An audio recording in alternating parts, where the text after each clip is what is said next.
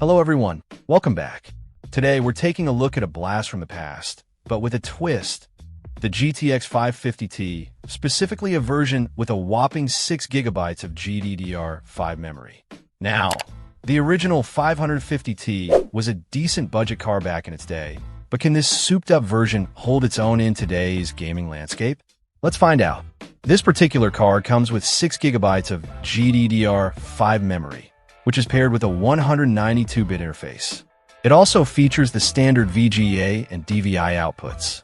The cooler design includes fans, which is essential for keeping temperatures in check, especially when pushing the card. The big question is, who is this card for? Well, it's definitely not aimed at gamers looking to play the latest AAA titles at max settings. Instead, this card is more suited for those on a very tight budget who want to play older games or less demanding esports titles. Think games like CS, Go, Valorant, or older Call of Duty titles at lower resolutions and settings.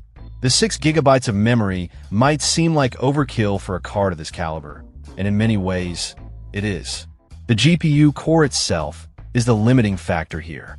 However, the extra memory could potentially help with texture loading in some games, preventing stuttering and improving overall smoothness, especially at slightly higher resolutions.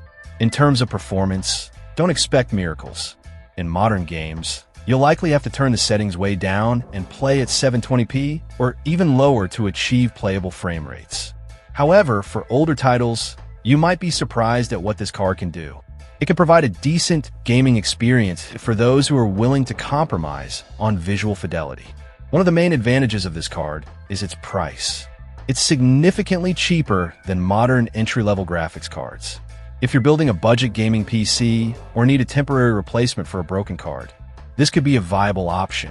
However, there are some caveats to consider.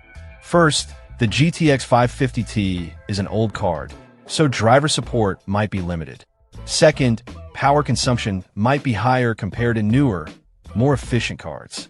Finally, availability could be an issue, as these cards are no longer in production. Overall, the GTX 550Ti 6 gigabytes is an interesting card. It's not a powerhouse, but it can still provide a decent gaming experience for those on a tight budget. If you're looking to play the latest AAA titles at max settings, this is not the card for you. But if you're willing to compromise on visual fidelity and play older games or less demanding esports titles, it could be a viable option. Just be sure to do your research and manage your expectations. Check out the video description for updated price. And thank you for watching this video.